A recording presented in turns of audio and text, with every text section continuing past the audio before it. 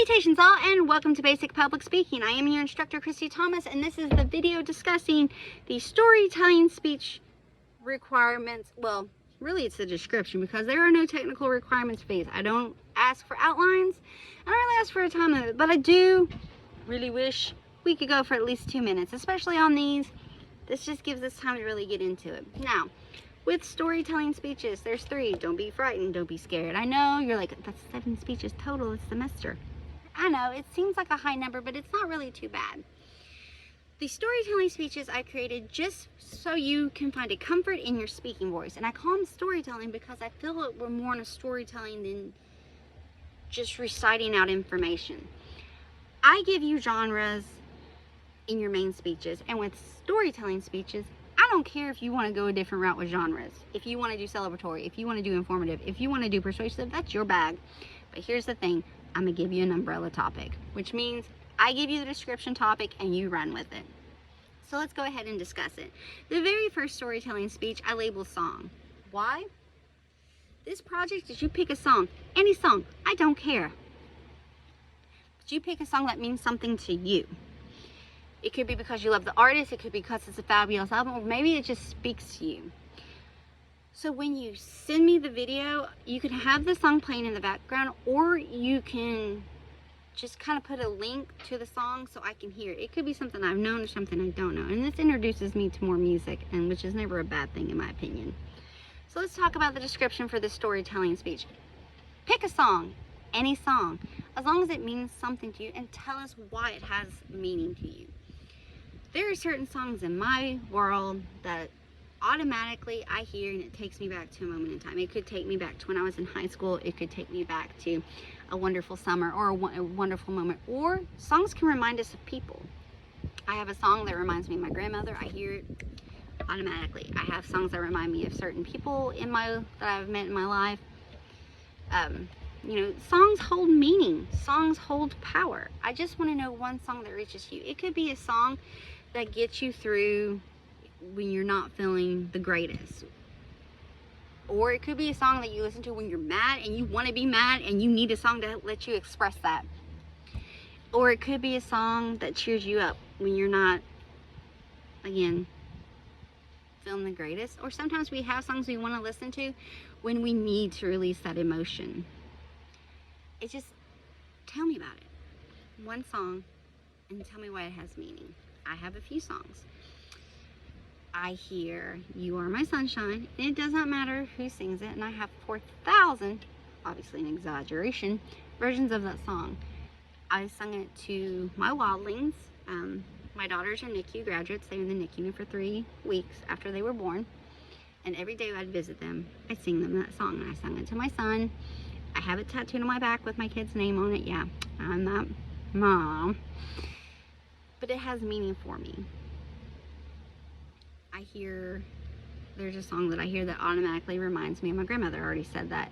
It's Oh Beautiful Star of Bethlehem. It's something that she sung every holiday season, and I hear it and I just automatically am brought back to a moment in time. There's songs that remind me that came out the year that I graduated high school that automatically make me think of high school. There's songs that were popular when I worked at certain areas, and I'm like, kind of just brings me back. There's songs that I love to listen to when I was angry, or when I'm happy, or when I'm in a good mood, or when I'm like trying to hype myself up, or trying to hype my kids up, because I have, you know, mornings can be rough. They can be rough, so I want to hype them up, and so they have a great day. Also play them that Snoop Dogg affirmation song. Anyway, I digress. So the purpose of the song storytelling, pick a song, any song that has a meaning to you, and tell me why it has meaning. Why do you give that song power? Provide a link to the song, or have it play in the background, or tell me the song. I also should mention, when you do speeches, introduce yourself at the beginning, so that, again, the first few speeches, it's going to take me the first few speeches to connect names to faces via roster and online. So always introduce yourself when you do your speeches. So that's song, the storytelling one. Storytelling 2 is under the umbrella of Halloween, horror, thriller, supernatural, spooky, weird, fall, fabulousness. We're currently in summer. Whew. I love fall. Our next season is fall. So this one is themed. It doesn't have to be a speech about just scary stuff.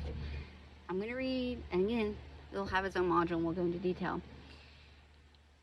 I want you to talk about anything in the genre of this on topic umbrella. It could be your favorite costume that you had growing up, or Halloween traditions. It could be just Halloween itself. Maybe you wanted to discuss the history of Halloween, how it evolved from what it was to what it is now. Or there's traditions. How did we get to the carving pumpkin tradition? How did we get to trick-or-treating? How did we, you know, evolve into what it was? Or maybe it's Halloween traditions that you have in your family. I do stuff with my kids a lot during, there's a winged harbinger of death behind me.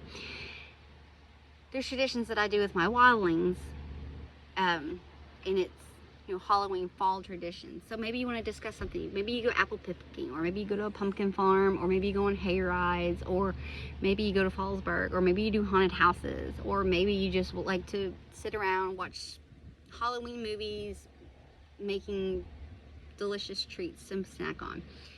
Traditions like that. Fall season festivities, again, you know, you think of like, there's different festivals. There's like pumpkin festivals and sorghum festivals, and I think Hillbilly Days happens during the fall as well.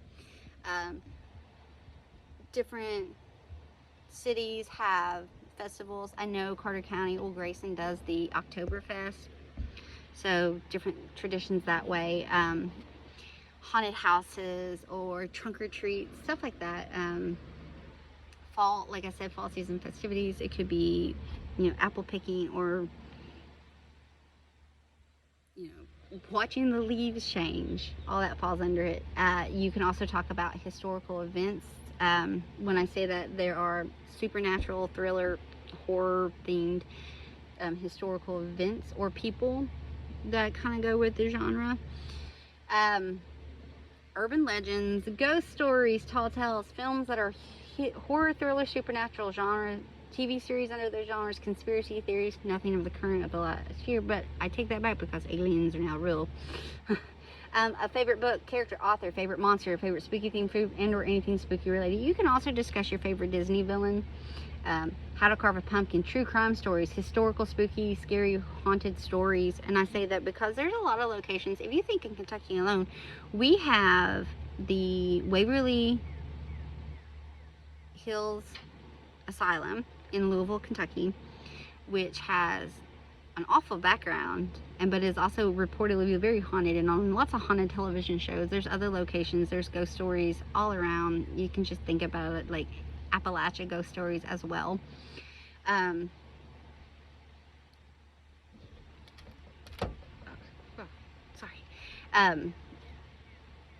Halloween may not be your thing. That's why I said fall as well, because there's some movies that people watch in the fall, and you don't have to do like straight gut-wrenching horror. I love Hocus Pocus, I love Nightmare Before Christmas, I love Corpse Bride, I love Beetlejuice, and those are in the Halloween genre, but not so scary world. And or you can think of like there's the animated Sleepy Hollow that was done by Disney years ago. But like I said, there's a lot of stuff that happens in the fall too that people just love. What is it about? So again, this storytelling, break it down, and you can discuss anything Halloween, horror, thriller, supernatural, spooky, weird, fall, autumn world. So I'm not saying you have to keep it in the scary realm. This is just the umbrella topic. So maybe there's a television show, like I used to watch Supernatural back in the day. Scooby-Doo is an awesome to choose here, and there are so many genres and films. There's live action, there's new ones. They keep revamping it because it's Scooby-Doo. Amusement parks do special Halloween themed stuff. There's stores, or you can talk about food, like dipped candy caramel apples are very popular in the fall, and Halloween candy popcorn. Maybe you have a Halloween treat that you like to make with your family, you want to talk about that, or maybe you just want to talk about the superb candy to get as a trick-or-treater. You know, think about when you used to trick-or-treat. What is the one thing that like it was a total score to get because you loved it so much? Or you could just talk about how a Reese's peanut butter pumpkin is superior to that of a regular Reese's Pieces because of the peanut butter to chocolate ratio. I don't know. Kit Kat comes out with a green looking Takis has a new flavor out this year that's for the Halloween world, and it's zombie. I think it's jalapeno cucumber. I'm not sure, but you know what I'm saying here. Places come out with pumpkin spice drinks and donuts and treats, and maybe you want to talk about that because, you know, I love pumpkin spice. I know, shocker. So I get really excited in the fall when I get my pumpkin spice tasties. You can talk about that as well because it's part of fall. Or maybe there's shows that you like to watch. I've seen people post that they watch Gilmore Girls in the fall just because of that, you know, the mood and the atmosphere. And that's the case. That's true too. Whatever falls underneath the fall, weird, spooky, supernatural, creepy, jovial, cutesy, fall Halloween world. Maybe you want to talk about, and it can be like historical stuff too, you know, or the lore of witches, or the lore of vampires, or werewolves, or mummies, or maybe you want to do a comparison. How many times has the Mummy movie been released, or Dracula films, or Frankenstein films, or insert monster here? Maybe you want to do a comparison. I love the Mummy films. I love the Boris Karloff. I love Brendan Fraser's. I'm not big on Tom Cruise, but that's me personally. Or you can discuss other like fantasy that falls under that realm as well. Or there, like I said, there's books, there's television shows. Like I know Vampire Diaries would fall under this. About anything on CW falls under that Mermaid series. Is that what it's called? Mermaid? Anywho, all that falls under it as well. Or maybe you really into doing like a nail art. You can maybe talk to us about Halloween nail art, or a really awesome makeup, or what are, you know, as long as it falls underneath this realm. Okay, I can keep going, so I'll stop. Think of the storytelling like you're creating your own like vlog or podcast, and you're just chatting it up with us. Okay. Then the last storytelling one I call the big dinner debate, because by the time we do this, we're running into the holiday season, the big holiday season.